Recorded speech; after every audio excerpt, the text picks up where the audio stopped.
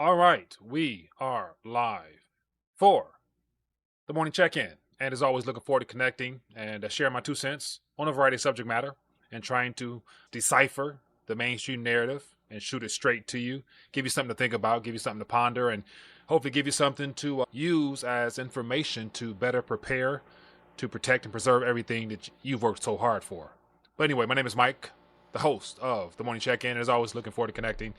And then for those who might be new, you never know. Make sure you drop a comment, hit the check mark, do something. Let me know you're out there. Let me know you're listening. Let me know if you're resonating with this message that I bring these mornings.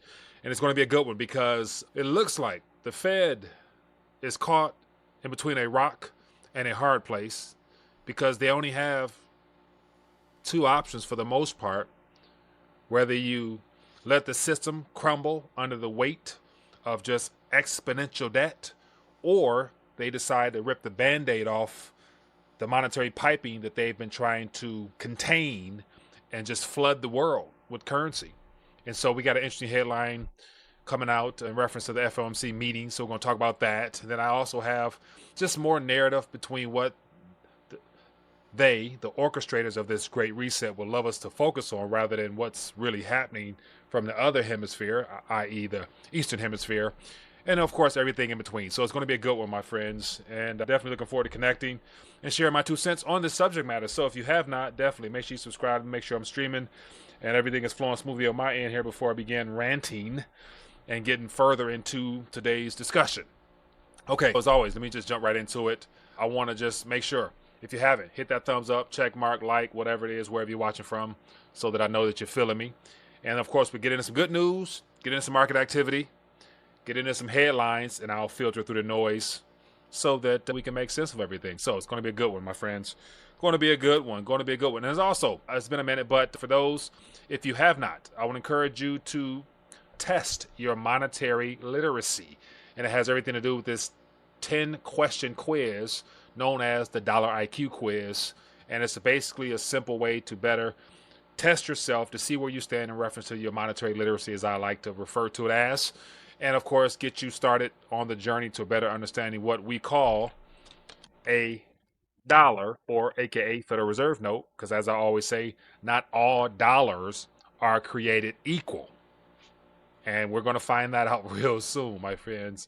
And so as always, go to rethinkingthedollar.com, links in the description, and rethinkingthedollar.com/quiz. And then you can take the test or quiz directly, and then take it, share your thoughts, ideas on it, come back, drop a comment, let me know what you got, and move from there. So as of right now, it's about 60%ish or so. So my job is not done. And so that's just something for people to take advantage of. Okay, let's just jump right into the good news. We'll jump into the good news, and we will not waste any time. So every morning I put the daily devotional out on Telegram, as well as in the comment community tab on YouTube and anywhere I can, just so it gives people a chance to spiritually get themselves charged up by depositing the Word of God in a short, concise form with some commentary, just to get your spiritual man thinking and to hopefully get your day started. So that's what this is all about. But it says here, make sure you accept your invitation. And this right here, I'm really diving deep in the book of Revelations. It's becoming one of my favorite books because it gives me a broader picture into how all of this transitions into the final phase of human existence. And it's just really exciting to me. So when I put this together, I do it for the hopes of being able to transfer some of that excitement that you also can have in understanding what God has in store for us. It says here, if you ever miss a party and later hear how incredible it was. So, have you ever missed a party and later heard how incredible it was? Now imagine missing the greatest celebration in the universe, the marriage supper of the Lamb. It says in Revelation 19:9, the angel says, blessed are those who are invited to the marriage supper of the Lamb. So this isn't just a feast. It's the moment when heaven and earth collide, when the bride, that's us, the body of Christ, is united with the king for a feast. It says, but listen, you can't crash this wedding. There are no plus ones at the gate. Your name must be written in the Lamb's book of life. It says, Jesus told a parable of Matthew 22, the kingdom is like a king who prepared a wedding banquet for his son. Invitations went out, but the people made excuses. Others were too busy. Some just ignored it. So the king said, go to the streets, invite everyone you find, and that's what is called grace. But when the doors are closed, they close. Don't gamble with eternity. The invitation has your name on it, signed in his blood, sealed by the Holy Spirit given to us. And it says, RSVP now by giving him your life. And then the closing prayer is, Lord, thank you for inviting me to the wedding feast. Help me live ready today, dressed in righteousness by accepting your gift of salvation, and full of oil, referring to the same parable of the virgins, for the coming king. In Jesus' mighty name, amen. Amen and amen. And as always, I like to extend an invitation. If this resonated with you, if something jumped out and it really hit you in your spirit, then feel free to leave an amen in the chat or in the comment section. And that just got me fired up. Okay, keep it moving. Let's keep it moving. So, with that being the case, let's get into some market activity right now. Some market activity, people. That was just a fired up word. So this is what we're looking at. So, of course, we go through some of the monetary medium things, which is a part of the rethinking dollar concept. And so I'm going to go through this as best I can and lay out as much as I can, just because as I was preparing this, my thoughts be churning. And I'm like, how can I word it in a way where it makes sense to you guys, the way that I'm deciphering it in my mind? Because it further just, I just feel like prophetic in nature, the way I just put together all these scenarios to where it makes sense to me perfectly how things are playing out. And then I start off my day with that good word and realizing the steps that we got to go to get to where we got to end up. And man, it's just, God is good. Okay. Okay, so let's get right into it. Here we got gold and silver in the green, which yesterday was in the red. But then again, as I mentioned, it doesn't care because possession is what? Possession is 9/10 of our battle against the powers that be. Having something tangible, tried, true, and tested that has withstood the test of time when it comes to protecting and preserving everything you know and that you need to protect. You're literally storing your time, your energy, and your effort and future productivity in something that you can control. And that's just the monetary and financial side of things. Okay, but it's in the green. That's a good thing. And it has a lot to do with the possible suspension of the tariffs based upon the international court saying that Trump can't do that. And now it's going to the Supreme Court and yada, yada. Okay. But as I mentioned this before, probably, I think, beginning of this year for sure, mentioning how tariffs is a part of the bigger distraction. The reset is in play. It must continue, but they need as many things as they can to make it appear as if it's a genuine movement that is catching us all by surprise. And who would have saw this coming? And really? Okay. Because everybody has a part to play in the greater picture. And it's all about executing the reset. The reset must take place. It will take place. It's biblical prophecy. It has to. And that's the good part about it. Because it won't play out the way that we expect it will, but it's already been laid out in accordance to the way that it must, which means that all governments will eventually get on board and consolidate power into the hands of smaller groups and consolidating power the way that things are now. And we know. Okay, I know anyway. So that's just my opinion / faith / revelation given to me. Okay, but I say all that because we got to narrate the day-to-day activities until we get to that point. And this is where the noise is hopefully, this is when the noise is given that needs to be deciphered so people can realize what's going on. And so people can get rid of this false sense of like optimism that one man is going to come in and change the world and we're going to live happily ever after. Like, what fairy tale story do people actually think this? Yeah, this doesn't happen within the natural by itself. Anyway, okay, I'm getting carried away. Let me calm down. Okay, so let me get back to my stories. Okay, and so right now we got the Bitcoin conference. I don't know who's doing what. I do have some commentary on that, which it's going to ruffle some feathers. Once again, people can use a little bit of that. I'm just giving them something to chew on. But the head honcho of everything, as we will see here, Bitcoin, and Bitcoin is $107,000 and 21 cents. And once again, it's going to go There's no limit to how high it can go because there's no floor to how low the dollar can go. So it's just, but once again, people don't realize that within this reset here, the blockchain narrative is what is taking over people's mindset. And they're looking at it and pricing it in USD terms, not realizing that all this just crumbling is centered around USD, which isn't going anywhere, but it's the systems that's being set up that will further enslave us to where we will own less.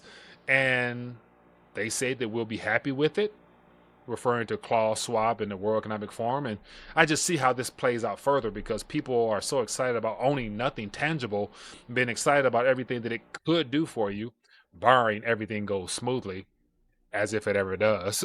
Let's get right into the headline. Let me refresh my screen here because my goal with this particular segment is to highlight just the hot air that's being sold to the public, to making it appear as if no one could have saw this. Even the FOMC, which is the Federal Open Market Committee, those unelected bureaucrats slash big bankers slash special interest individuals that operate on behalf of the private banking cartel. They're the spokesman for the banking cartel in a sense. They are appearing to have lost control of the narrative. And so now they're looking for excuses and escape hatches to point to blame. And like I mentioned before, tariffs just does the trick because there is no true way of resolving and balancing trade when the world reserve currency is debt and our country runs off deficits. There's no undoing that. I know that. You know that. So it's good to try to understand how they're trying to lie to the masses to get us to think that this is something that a mysterious phenomenon that nobody could have saw coming. Okay, so everything I'm going to touch on as best I can is centered around rtd.news. You can get all the articles here and plus some. But as I mentioned, this is what is at stake here. So before I get into that, this is what the problem is. As I mentioned, we're at a very tight spot for the global monetary system, and things are changing rapidly. And it's all centered around the Federal Reserve needing to shift the current monetary piping towards a solely digital framework that has all the bells and whistles using technology. That's why stablecoins will succeed, which will result in a CBDC, hands down. The tokenization of every real world asset will be successful because it will go from separate computer systems down to centrally controlled networks, i.e. blockchains, that will be controlled by the issuers and the creators of the networks. It's inevitable. It's so obvious that the fact that people think that it bothers me. But my whole point is, because I put out some commentary, I got to get to that as well, but this is what we're looking at here. As I mentioned, there's only two options, and this is kind of reason why. So here on the screen, you have the amount of debt. This is just on the surface debt. The staggering pace of the new debt. So of course, 2020 ushered in an entire new way of life. And it says here, the U.S. added 12 trillion in debt since 2020. Mind you, it took 221 years to create a total of 12 trillion. So right then and there, this is old. This is outdated because this is 2020. And you see where we're at now. And so literally, the system is crumbling under the weight of itself. And what do I mean by that? Let me just continue to add to the narrative here. So literally, we have 36.911. Like when I did the video on Monday or Sunday, whatever day I did the video, it was 36 trillion 900 even. Now we're at 911. So the debt can't stop. It's exponential. It's growing at a pace that's unsustainable because there are no suitable creditors on the other end of this trade. The U.S. issues debt, and then there was always somebody on the other end that was willing to buy that stuff. Now they're not buying. And so now that's why the excitement, that's why JD Vance is in the Bitcoin conference. You got Cynthia Loomis screaming for a Bitcoin reserve. You got all the other politicians that are on the take screaming about a stable coin. They need a cover fast. And it's coming. It's coming. And so that's my whole point. There's only two options, as I mentioned. Let the system crumble under the weight that I just showed you, the weight of the debt, or rip the Band-Aid off by lowering interest rates, admitting default, and just printing, creating as much currency as until your eyes bleed, just coming in with the Red Sea, just Moses and that type of stuff. That's what they're up against. So we'll get both of them. We'll get both of them. And it's not something that's exciting, but when you see it coming and it's so obvious, dude, how can one not really think that everybody's in on this? Everybody's in on the take. Okay, so let me go back to this primary story. Okay, the reason why this is what it is. Okay, keep it moving. So RTD.news, just we got a lot of stuff to get to. Here we go. This is the leading headline. Fed worried it could face difficult trade-offs if tariffs re-aggravate inflation, the minutes show. So just think of this narrative. The Fed, Federal Open Market Committee, just had their meeting. They released the minutes from their meeting earlier this month. And the caption of this is, they see some difficult trade-off, meaning you got this group of individuals sitting around the table talking about the challenges they face. And they saying because of tariffs, it's re-aggravating inflation, which could impact our policy-making decision. BS all the way through. Look at this. CPI, or the expansion of the monetary base, was already a problem before tariffs became an issue. The QT rather, has stranglehold the system, i.e. drying up the whales, which the whales are the liquidity pools that's needed to keep this ship running. And so, overall, as a result of the great flood that took place with the stimmy checks and everything else, they tried to cool things off, couldn't cool it off because you can't take back what's already been put out there. You got to try to make adjustments with it. And so the increase in CPI was already ticking back up. I did videos about the second wave that's coming. It's in the archives.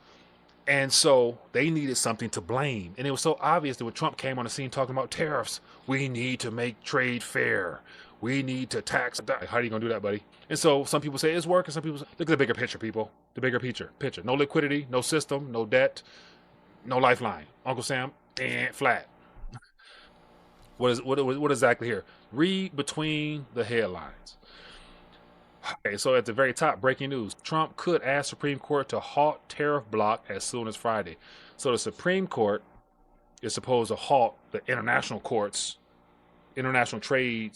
courts ruling. So international means every governing body is a part of this, and then the Supreme Court is just within the U.S. border. Not quite sure how you're going to accomplish that. Let's get into this. And this is a lot of juicy stuff here.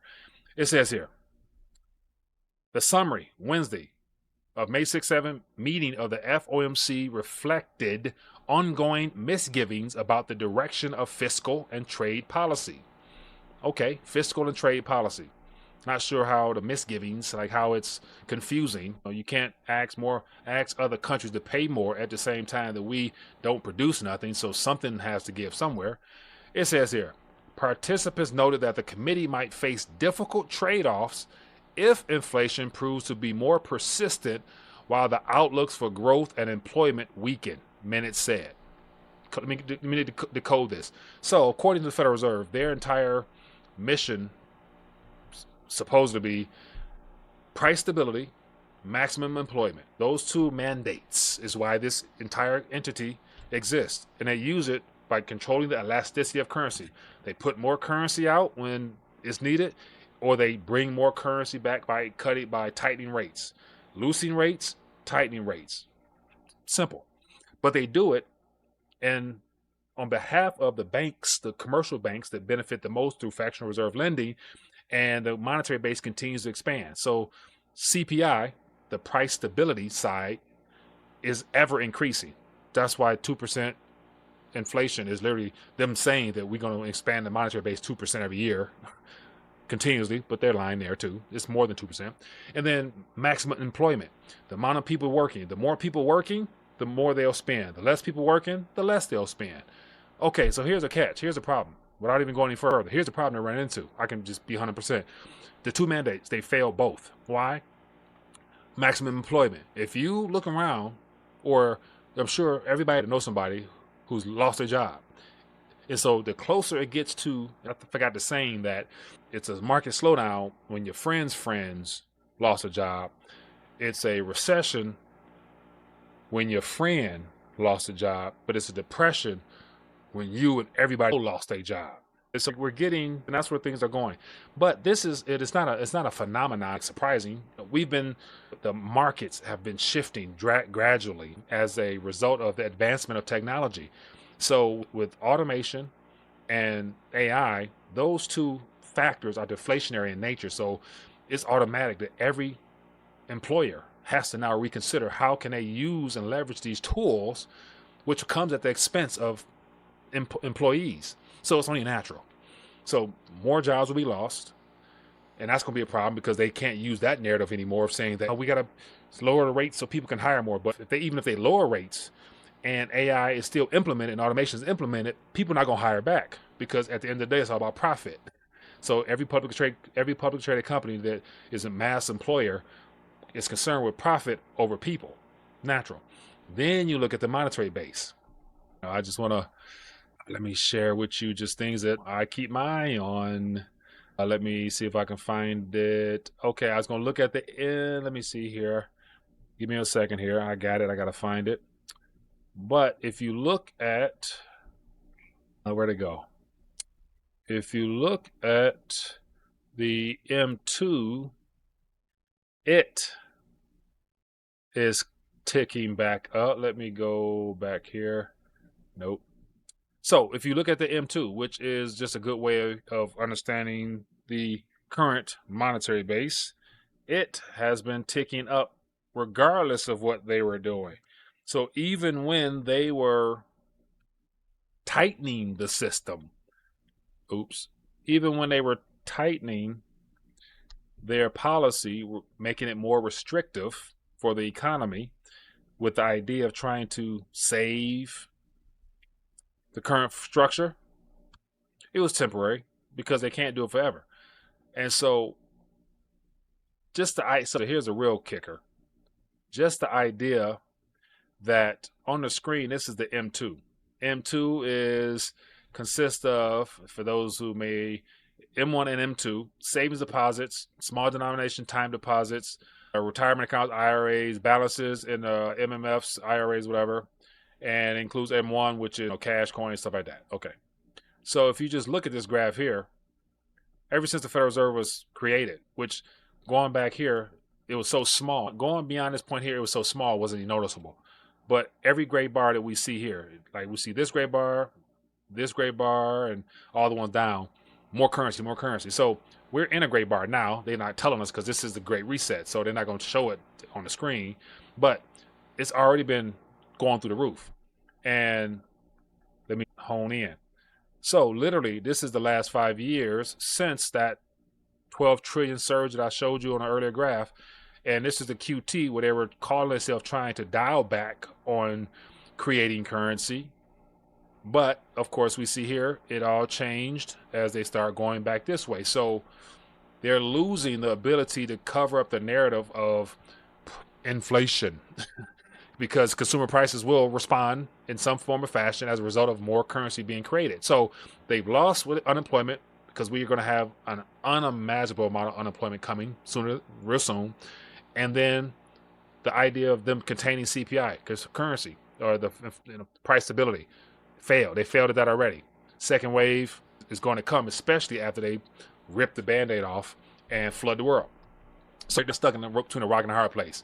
And that's why everything they say and do is pretty much irrelevant. And so here's another kicker. A lot of people don't even know who or what the FOMC is. So these are the people who are the frontmen for the cartel, the banking cartel. And so the FOMC is right here. So I'm going to give you the current people so that we know who we can blame. Jerome Powell, John C. Williams, Michael Barr, Michelle Bowman, Susan Collins, Lisa Cook, Austin Goolsbee, Philip Jefferson, Adriana Kulger, Alberto Muslim, Jeffrey Schmidt, and Christopher Waller. And then these are some standbys. Beth, Patrick, Neil, Lori, and Shamita. So these people here, they're a part of this scheme known as central banking. And of course, these are the current committee members. And these are the people who are sitting in these meetings trying to make it appear as if they can control things still, and the free market is already determined. Bond yields have already determined. China, Russia, and the rest of the world who've been running the gold is already determined what they would rather hold over U.S. liabilities. And when treasuries are no longer wanted or needed in high mass, the decision's already been made. Okay, so the reason I say all that, because these minutes which came out make it appear as if the Federal Reserve is stumped, like they are just dumbfounded. And so the fact that the Fed worry it could face difficult trade-offs, they don't know how this ends. I'm just on YouTube. I'm telling you, based upon how it's ended every single time throughout history, their product for us is this. It ends badly all the time. There is no way of making right what was always meant to be wrong. And as I always say here, this is their primary product in natural physical form, the Federal Reserve note. Every president has chipped in on this, and Donald Trump will be the last one of its kind. That's why he's so excited to have stable coins, which will turn into CBDCs. That's why he's becoming a Bitcoin maximus now, because Bitcoins helps provide a lifeline for U.S. liabilities, aka treasuries.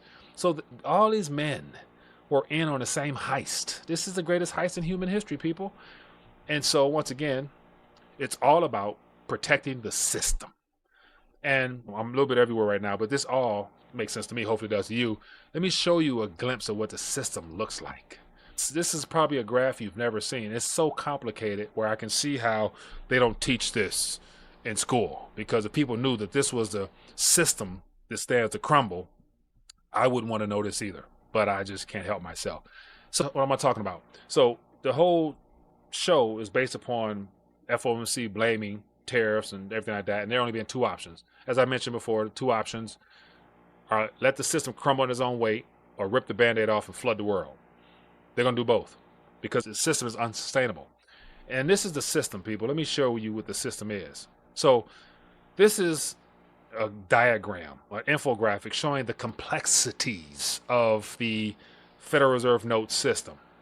And I have yet to do a video on this, but I just forgot. But this is not my work, but this is from iRiver, which is a financial firm. But once again, I give them the credit. So this green is the Federal Reserve System, which is the center of everything I'm going to show you around me. And the Federal Reserve is a private institution created by powers that be for the sake of enslaving humanity through debt and making the people pay for it through currency. Okay. But as you can see over my shoulders here, I'm just going to read through some of this. And as you can see, you got the assets on one side. You got the liabilities here, assets way over there. And as you see here, if they're a real entity, a real business, a private entity, they got assets and liabilities. So they deal us, as you can see here, this currency, this note. The note is on the liability side. See that? Let me see if I can bring it in. So here, we got this currency, which is what I'm holding in my hand. This is their liability. So they're responsible for that. Then on this side, what is their assets? What they use as an asset is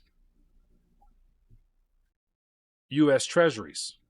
So government issues these things, they put it on their asset side, and then they issue us these things here. And that's how the system goes on the surface. And of course, you got all the other things here around coins, and so you got everything here. But this is the complexity of how complicated this system is. Look at this. This is the dollar system. And it doesn't just have things to do with the U.S. This is an international, global system that is in every country. Every central bank has a connection to it. They can all plug into the Federal Reserve some capacity for dollar swaps. And so as you can see here, this is what's at stake here. And this is the system they're trying to build out. So it says here, this is our part in it. This is our part in this. You got your deposits, you got your purchases, your transfers, and your savings. This is you. You go to work, it's deposited into their system. You can use your credit card, debit cards to purchase stuff. You can transfer in between systems, and then you save it. And then, so from your energy, life, sweat, and tears, this system has existed. and just it's everywhere. It's global. This is what is at stake now. This is why the FOMC has to control the narrative so they can keep this thing operational. So if anybody want to find out more about this, you can go to, let me see here. Let me see if I can. So if a person can try to make sense of this, you're a bad boy. Because this here is the best education that was not taught at school. So this is created by River. And just type in the dollar system infographic and it'll come up and you'll see what they're really worried about is losing control of that thing. That's massive. So let me just ramble all this out real quick here. So what is going on? As a result of this, they, meaning the overseers of this entire reset, because this is one big reset. Mind you, none of this is accidental. When debt is unsustainable, reboot, reset, restructuring must take place, and it's called a revaluation of currency and the issue of something different. It happens all the time. Okay, it's been happening for centuries. So it's not new. It's just technology makes it easier now because people buy into it. And they found a way to help people have some skin in the game, and it's through blockchain. Because people are excited now about being stakeholders in their own digital entrapment. Think about that. Being excited about something that, of course, you don't see it coming, because if you saw it coming, you wouldn't join it and be a partaker in your own demise, and then they wouldn't be able to accomplish the reset. But because people buy into it so easily and people want this out of greed, the reset will succeed. And that's how I know the reset will go on. I mean, it has to. Because people will prefer to profit off of what they think is a reset rather than realizing that this is a trap to get you into the digital world solely, where you give up all tangible ownership. Yeah. So this is interesting. Look at this. Trump administration axes Biden era barriers for crypto and 401k plan. Okay, so think about this. Good guy, bad guy. Isn't that always the common narrative of a good drama? There's a good guy that has to save up from the bad guy. We know Biden wasn't really all there. We know Biden administration wasn't even in control. This article's coming out now. Just go do your research. But they made it look so bad under Biden that anything Trump does at this current moment to undo that is like a miracle. They make it look like, oh man, this is what he's really sticking it to him. But if you got a previous administration that was put in place for the sake of ruining everything, so that the people would think that if you just ease up on anything, that's progress. That's how you deceive people. It's so easy to see people. Anyway, so what is this all about? I just showed you the dollar system is collapsing. So what do they want people to begin conditioning their minds to? Oh, Trump administration axes Biden era barrier for crypto in your 401k plans. So think about this. There's about $9 or so trillion of currency in the legacy system. And what better way to help people transition willfully into a new era other than giving them some carrots to make it feel like, because uncertainties of stocks, bonds, ETFs, and all that other stuff in the legacy system, your 401k may not grow as fast. But if you go ahead and put it in the crypto, you're going to not miss out. You're going to be able to advance yourself and prepare your future. Okay, here's the catch. Donald Trump knows this. That's why his sons have created the crypto empire that they're building. They're about to put $2.5 billion into Bitcoin. They know that there's a lifeline where they will be able to get in and get out before the masses know what even hit them. And you better believe the Trump empire is not going to be solely in the cloud. They're going to buy up and have Trump empires everywhere, from New York to Gaza to Africa. They're going to have a Trump tower sitting in Rwanda desert. That's how much tangible things the Trump regime is going to have at the end of all this, because they're going to use those dollars that they accumulate in crypto and they're going to put them into real world things, and they're going to own countries. It's just, as I mentioned before, I say this all the time, it's jokingly, but the youngest son will end up being he's going to be a bad boy because daddy going to believe me, Trump going to take care of his kids. What daddy doesn't. Anyway, but here's just an article here talking about Trump administration making it easier for 401ks to hold crypto. Now you can do it through ETFs and all types of iShares and all types of stuff that's being, whatever, giving people hope that this is going to help them be able to retire. At the same time, people are going to be displaced by technology. So think about this. If a good portion of the population will not be working in the traditional form, what will they be earning to then save to then retire? If you ain't working, or you don't feel like you have a place in the workforce, what are you retiring from? So just the idea of retiring for Gen Z and everybody else moving forward is, if you don't work or have a job, then what? How are you gonna retire? What are you gonna do if you ain't doing that now? What you gonna do then? So this is the stuff that people don't consider, but this is a part of the trap. Okay, no, okay, you may not, don't take my word for it. Just we'll wait and see. But just based upon where things are going, how could you not think so? Okay, here's some more stuff, some more juicy stuff. I think yesterday I did a story about the MAGA savings account, where Donald Trump looking to put $1,000 in the account of the unborn so that they can have a chance of having a retirement and having a future. Well, okay, $1,000 USD. Then it may not even look the way that it looks now for sure. Okay, but here's another one. 6-year-olds. I thought this is just funny how other nations are jumping on board with the let's help our children have a future by giving them free money now, which is basically saying the government will create the debt so that they can buy treasuries. So it gives a illusionary buyer of their liabilities. 6-year-olds in Germany could soon start saving for retirement. Then I just say, if most people will not know what their place is in the world in 3 years from now, from the concept of working, how are you going to retire in the future? This is a part of the deception. So here's this: the country's new government has made plans to introduce so-called early start pension, setting up kids as young as 6 years of age with retirement pot. Under the new plan, 6 to 18-year-olds who visit educational institutions could receive 10-year-olds, $11 each month from the government, coming to a total of 1,440 euros per kid across 12 years of eligibility. I'm gonna stop. I'm not gonna say no more. You see the foolishness in this. It's something else, people. But it doesn't stop there. It gets better. Let me get into it. So let me give you the next headline here. So I put this is, mind you, this is a couple of dozens I can't get to, but so here's the kicker. This is what I like. This is where it gets interesting. This is so how deception plays in all of this. So one of the greatest tricks the enemy has created is to make us think that he doesn't exist. But one of the tricks that our government uses is making us think that they're not in on this digital transition. Here we got JD Vance gaslights the Bitcoin crowd yesterday in his little speech. And I'm going to show you how he gaslit the people. What I mean by gaslit was gave them a lot of hot air that they actually believe, and it didn't explode in their face. Toxic gas that is mind washing, brainwashing, but it didn't explode. That's my definition of gaslighting. Okay, so I'm going to play this. First of all, I got, and once again, I'm very critical of a lot of people because I know that all these people are part of this transition. And so that's why I can be very hard. But JD Vance, I've made comments on him before. Look up his background. He's not the guy you think he is if you are a fan of his. But if you're not, then, you're on point. Okay, so let me share with you real quick this particular audio segment that came out yesterday has 991,000 views. And they got some commentary to it, but I'll save you guys that. And so what I'll do is I'll give this to you, and then we will go from there. So listen to this.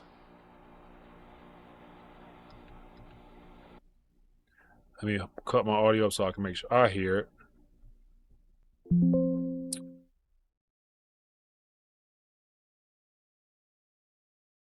But I actually think that where Bitcoin is going is as a strategically important asset for the United States over the next decade. It's one of the reasons why President Trump, with the help of our great AI guy, David Sachs, it's one of the reasons why we started the Bitcoin Reserve, because we want to start to put in motion the strategic importance of Bitcoin for the United States government. We know that the PRC doesn't like Bitcoin. The People's Republic of China doesn't like Bitcoin. We should be asking ourselves, why is that? Why is our biggest adversary such an opponent of Bitcoin? And if the Communist Republic of China is leaning away from Bitcoin, then maybe the United States ought to be leaning into Bitcoin, and that's one of the things that we're going to be doing.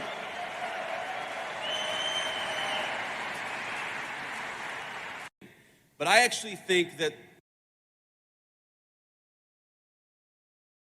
there you have JD Vance talking about China. They're not running the Bitcoin.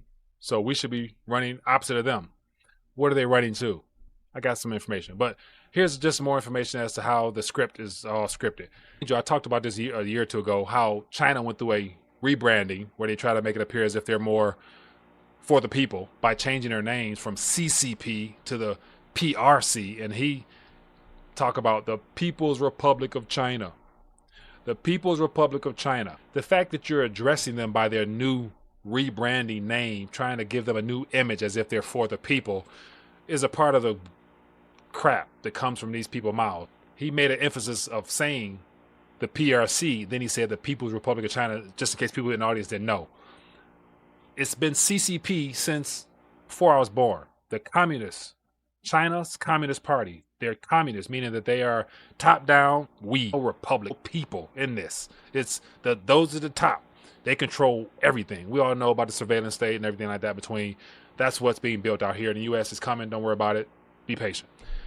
And so just that right there, when he said that, I'm like, I saw that dude. You actor. You phony. You fake. Anyway. And then he says here, why is our biggest adversary such an opponent of Bitcoin? Opponent. If the CCP is leaning away from Bitcoin, then maybe the U.S. should be leaning into Bitcoin. That is the reason why it appears as if they're leaning somewhere else. Where are they leaning to? Gold, perhaps? They have the biggest reserves of gold, more than we got here. Since Fort Knox is no longer going to be audited, then they got to protect themselves outside of the system. So why not run towards something real, true, try to test in tangible form and give the illusion that, oh, the U.S., they can have that one, and then we'll come along after the fact so that we can all play our part in this reset. But when he said, let's run the Bitcoin because China's running away from it, I'm like, duh, they're running the gold. Like, I know that. Clearly he knows that, but they don't want you to run the gold and silver.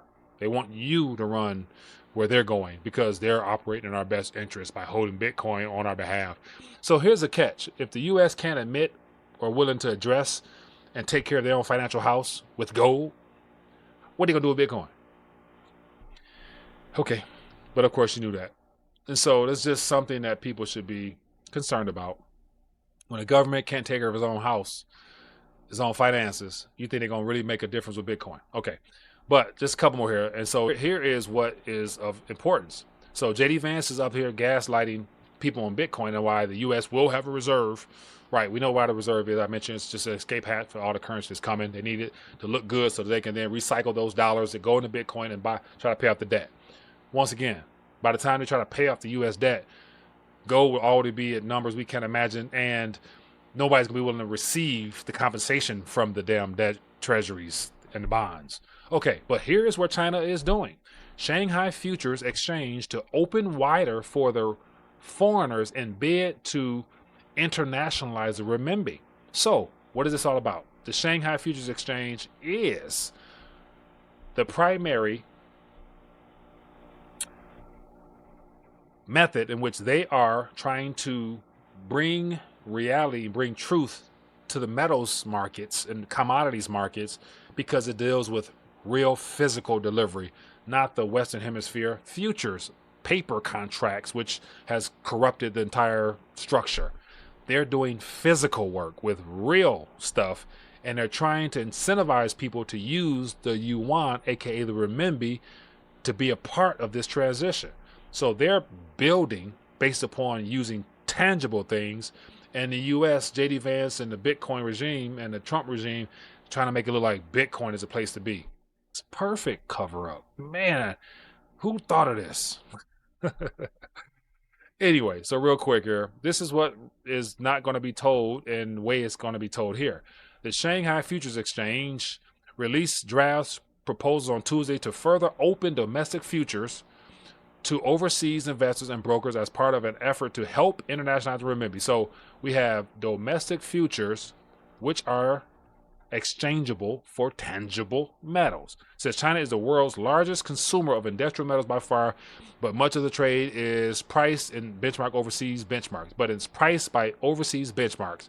And herein lies the problem. This is what ultimately this is all about. You got gold and silver that is priced by overseas benchmarks, the Crimex and the London Metals Exchange and all the other manipulated market makers, they're trying to combat them, meaning that in time they will begin taking over the price discovery for gold and silver and everything else, and it will not be centered around USD. It will be in the future. That's the way it was going to play out. And so here we got 34 different proposals, which stretch from options trading, hedging, and 10 futures, aiming to fully introduce overseas participants and help internationalize the renminbi. And I'll leave it at that. But once again, commodities, real world assets that people need to sustain life on this planet, comes from the ground. And they're working on how to position the price of those things in things other than USD. And it looks like the yuan, aka the renminbi, might be a part of it. There you have the greater reset. So, yeah, this is stuff that you won't hear from Fox News, CNBC, and definitely CNN. But you can get it from RTD.news, especially in the mornings on the morning check-in. So once again, people, I got more. It's already longer than anticipated, but I just had to let you guys know, don't fall for the hype, the hopium. No one in this life, no one in a suit and tie is coming to save you from monetary debasement. Because I always say, everybody who stood at a podium telling you the world's going to be okay contributes to the dollar demise. And if this dollar system is this large, complicated structure, they don't teach you this for a reason, how this works. This is the monetary piping that is crumbling. And as I mentioned, there's only two ways out, and they're going to let both of them rip. But anyway, as always, for those who are new, hit the thumbs up, subscribe, share, take this information. There's definitely nuggets throughout this thing that can be of use to your brothers and sisters. Take it, share it, so they can get a different perspective on what's real, what's not. And of course, all the resources to help you diversify are at the bottom of the screen. We got the mini bars, we got the cash gold, we got silver, we got the silver team. There's no reason to be caught off guard, good people. Be blessed, be safe, shalom. Fight the good fight of faith. Peace.